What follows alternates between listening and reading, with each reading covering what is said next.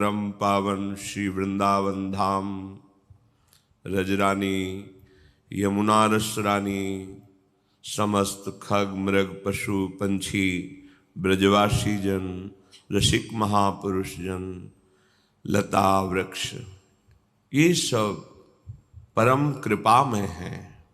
किसी एक की कृपा से जीव का कल्याण हो जाए। रजरानी का एक कण भी यदि नित्य शरीर में लगता है तो कोई कैसा भी पापाचारी हो, उसका अंतःकरण पावन हो जाएगा और उसकी अंतिम गति प्रियालाल होंगे। इस रजरानी की बहुत महिमा है। अगर एक भी लता कृपा कर दे तो प्रियालाल का अद्भुत प्रेम प्राप्त हो जाए। अगर रसिक महापुरुषों की दृष्टि पड़ जाए और उनके वचनों के अनुसार जीवन बना लो तो बड़े बड़े ऋषि मुनियों द्वारा वांछित जो प्रेम रस है वो आपके हृदय में स्फुरित हो जाए। ऐसी पावन भूमि में हमें अवसर मिला है अपने जीवन को सुधारने का। ये जो हमारे अंदर अहंकार पूर्वक आसुरी बुद्धि प्रेरणा देती है कि हम दूसरे की हिंसा कर कर, दूसरे का धन छीन कर, दूसरे को दुख देकर हम सुखी हो सकते हैं, अधर्माचरण से, चोरी से, व्यभिचार से, छल कपट से, तो विश्वास मानिए किसी और को दंड देने की जरूरत नहीं है। आपका कर्म ही आपका नाश कर देगा।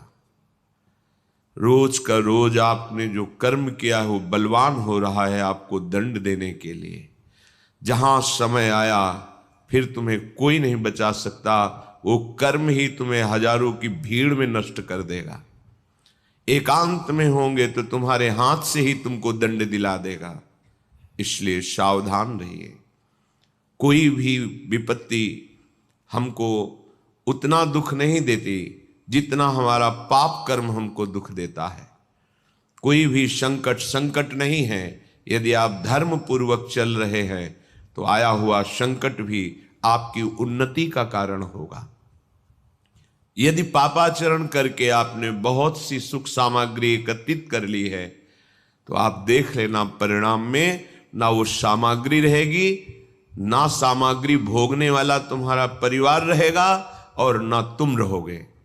तुम्हारा कर्म तुम्हारा सर्वनाश कर देगा, कहीं भी ठौर नहीं मिलेगी। इसलिए प्यारे, भगवान ने कृपा करके बहुत बढ़िया दिव्य अवसर दिया। बार बार तो बनत नहीं यह संयोग अनूप, मानुष तन वृंदा विपिन, रसिकन संग विविरूप। अत्यंत उदार करुणा वरुणालय श्यामा श्याम की उपासना। कैसी कृपा हो गई। मनुष्य शरीर श्रीधाम वृंदावन में बैठे हैं आप। यहां आने की भावना मात्र से पाप थर्रा उठते हैं। चाहे जिस भाव से आओ, ये धाम है अपना प्रभाव रखता है। वृंदावन ही प्रभाव सुनो, अपनो ही गुण देत, जैसे बालक मलिन को मात गोद भर लेत। जैसे अत्यंत वात्सल्यमयी माँ केवल ये देखती मेरा बच्चा है, मलिन है कि निर्मल है ये दूसरे देखते हैं, माँ नहीं देखती। ऐसे ही वृंदाटवी माँ हम सब उसके बच्चे ही हैं।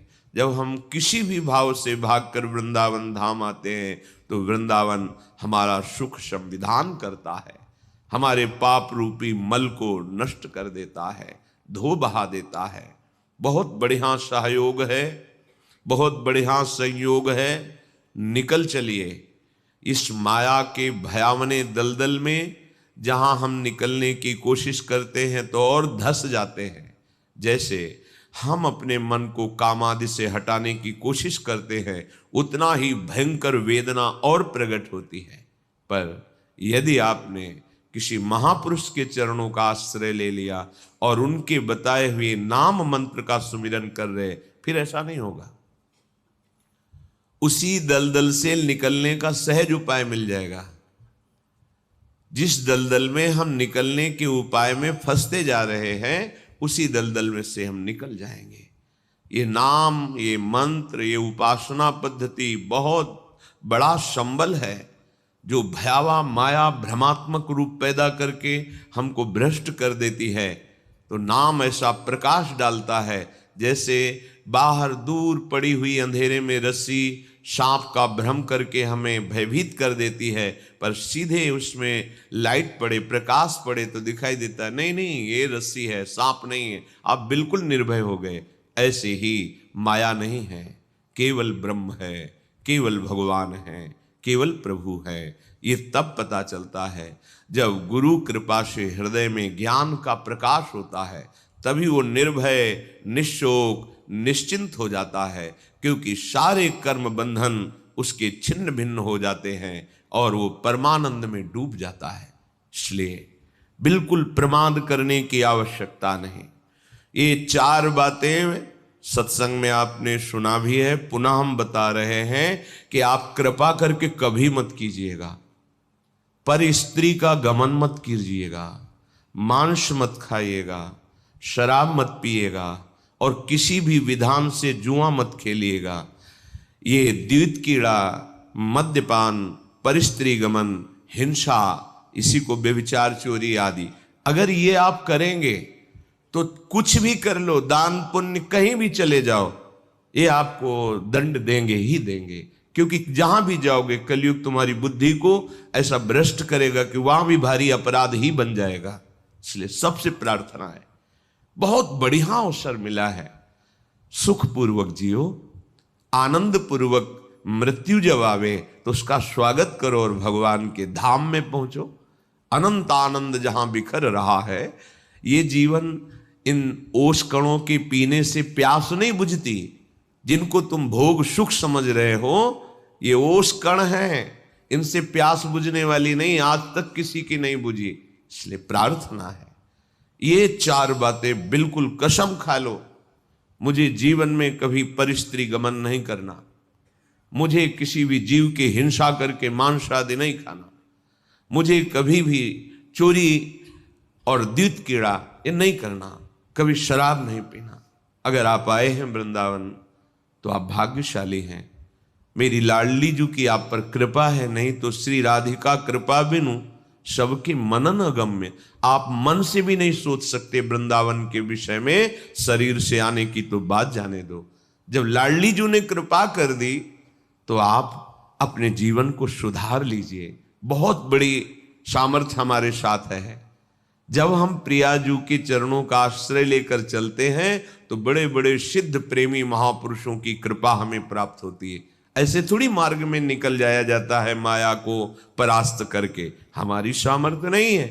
जो मायातीत अवस्था को प्राप्त महापुरुष हैं वो अहेतुकी कृपा हम पर कर देते हैं। तो आप पे अहेतुकी कृपा हुई है, आप श्रीधाम आए हैं। बड़ी महिमा है सत्संग की। आप जहां बैठे हैं परम पावन भूमि है, शिव शनकादि उद्धवादि के द्वारा बंदनी रज में बैठे हैं। यहां आपको निर्णय लेना चाहिए कि जो असत कर्म जन्म जन्मांतर में हमें दुख ही दुख देंगे वो मुझे नहीं करना। ऐसा संग नहीं करना जिससे कुमार्गगामी प्रवृत्तियों का बढ़ावा मिले। वो हमारा दोस्त नहीं है, वो हमारा शत्रु है जो हमें सतमार्ग से भ्रष्ट कर दे। लोगों की धारणा बन गई है कि धन ही एक सुख का साधन है, चाहे जो कुछ करो, दिमाग में बैठा हुआ है। कुछ भी सत्कारिक भी करो तो उसका परिणाम धन मिलना चाहिए। कितना आया, कितनी प्रॉफिट हुई, बस आप विचार पूर्वक देखिए।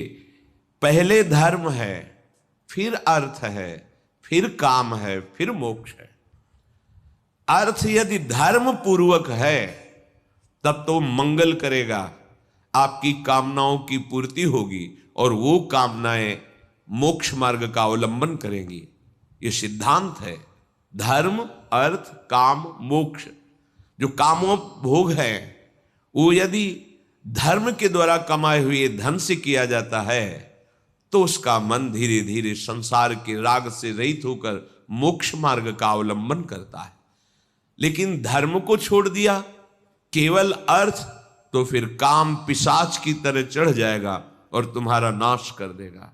देख लो, आंख खोल के देख लो, जो केवल धन के पीछे पड़े हैं तो उनका अभिमान इतना बढ़ जाता है कि वो सर्वनाश स्थिति को स्वयं वरण कर लेते हैं, अर्थात स्वयं ऐसी दशा में पहुंच जाते हैं जहां क्लेश, अशांति, भय, शोक आदि है। इसलिए धर्म सबसे बड़ी वस्तु है। जो संत महापुरुषों ने, शास्त्रों ने विधान किया है उसे धर्म कहते हैं, और जिसे निषेध किया है कि ये नहीं करना चाहिए उसे अधर्म कहते हैं। धर्म के पालन करने वाले के जीवन में ऐसा नहीं कि विपत्ति नहीं आती, संकट नहीं आते, रोग नहीं आते, ऐसा नहीं है, आते हैं, पर उनको सहने की सामर्थ्य मिलती है और आगे नहीं आएंगे। ये पीछे का हिसाब है। आज जो तुम कर रहे हो, आगे तुम्हारा बड़ा शुभ है, बड़ा मंगल है, बड़ा प्रकाशमय मार्ग है, आनंदमय मार्ग है। इसलिए हम आगे को सुधारने के लिए आए हैं। हमारा वर्तमान पवित्र धर्म युक्त, हमारा वर्तमान भगवत स्मरण युक्त, हमारा वर्तमान दूसरों को सुख देने की भावना से युक्त, तो निश्चित भविष्य आपका परम मंगल है, परम सुखमय है। देखो, भगवान के परम पावन भक्त पांडवजन सत्यनिष्ठ हैं, धर्मात्मा है, धर्म से चलते हैं। कितनी भारी विपत्ति आई है। जो चक्रवर्ती सम्राट पद पर अभिषिक्त हुए, उन्हीं को 12 वर्ष का वनवास और 1 वर्ष का अज्ञातवास। कितनी कठिन परिस्थिति है। भयावह जंगलों में जहां कोई सुविधा नहीं है वहां जीवन व्यतीत करना है। और ऐसे सुविधा में रहने वाले सम्राट पद में जो हैं, उनको कौन सी सुविधा दुर्लभ है। जिनके मित्र भगवान श्री कृष्ण हैं, जो सत्य को स्वीकार करके धर्म में आचरण करते हैं, उनके जीवन में ऐसी विपत्ति, तो अपने लोग तो विपत्ति लायक ही है। इसलिए विपत्ति में कभी घबराओ मत। यदि विपत्ति में धर्म का त्याग कर दोगे तो फिर ठीक नहीं रहेगा। संकट आया, विपत्ति आई, दुख आई, तो और धैर्यपूर्वक उसको हमें सहना है और अपने भगवत चिंतन को, धर्म को नहीं छोड़ना है, तो आगे बड़ा मंगल होगा।